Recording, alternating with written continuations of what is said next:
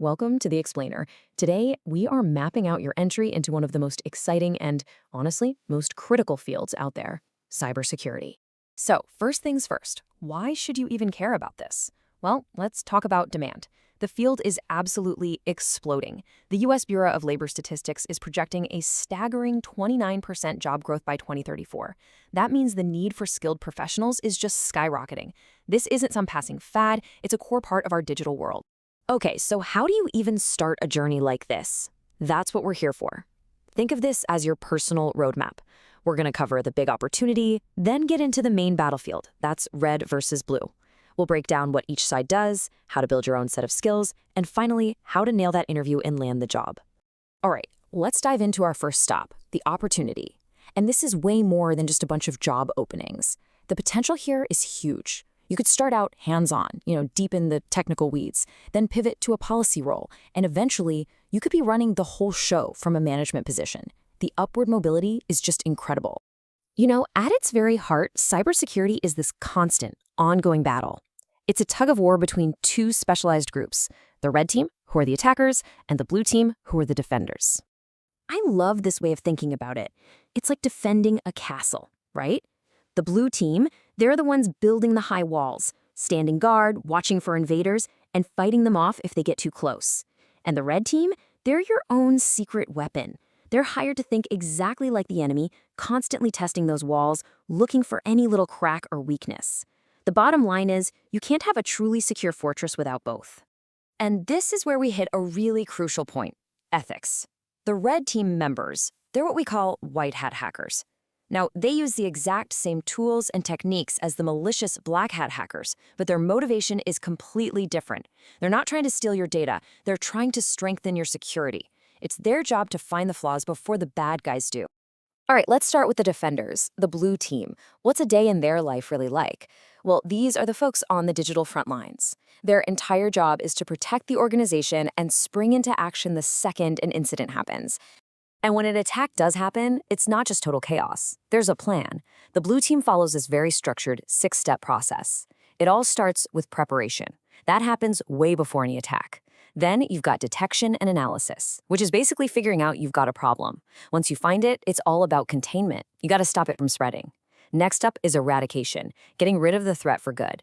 Then you move into recovery, getting everything back up and running. And maybe most importantly, you finish with a post-incident review to ask, okay, what did we learn? That's the playbook.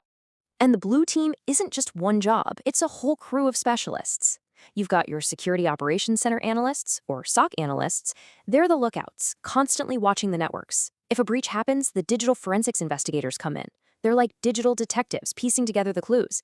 And then you have cyber threat intelligence analysts, who are kind of like spies for the good guys, studying the enemy to figure out their next move.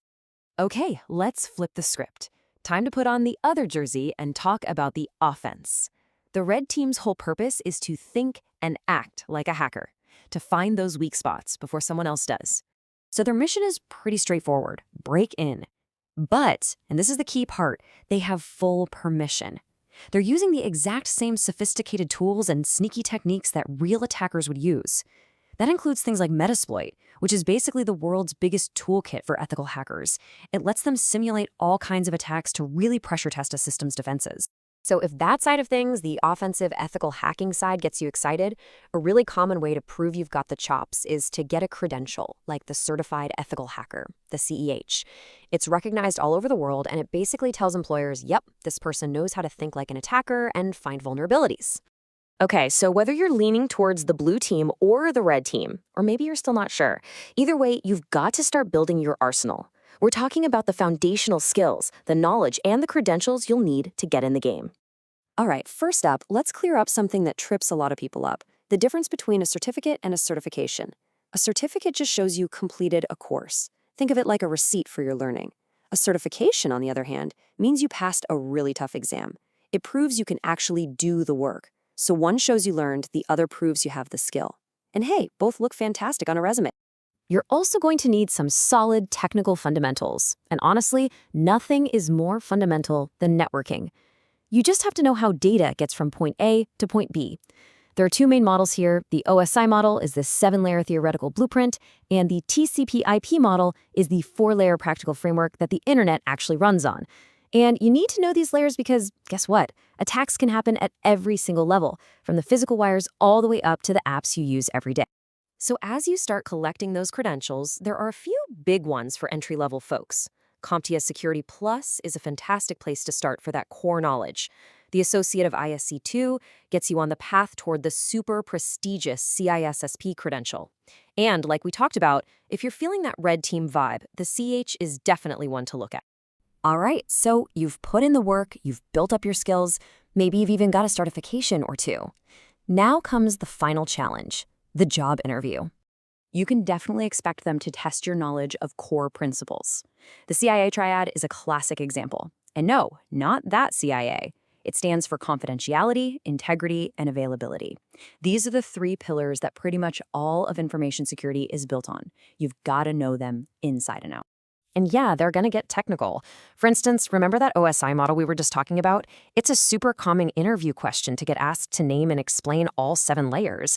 It's just one of those classic ways they test if you really know your networking fundamentals. But it's not just about what you know right now. They also want to know how you're going to keep learning. So when they ask this, they're really trying to see if you're passionate about the field. Be ready to talk about the security blogs you read, the podcasts you listen to, or the threat intel feeds you follow. You have to show them you're plugged into this world because it changes literally every single day. And finally, get ready for questions that test your people skills. Look, cybersecurity is a total team sport.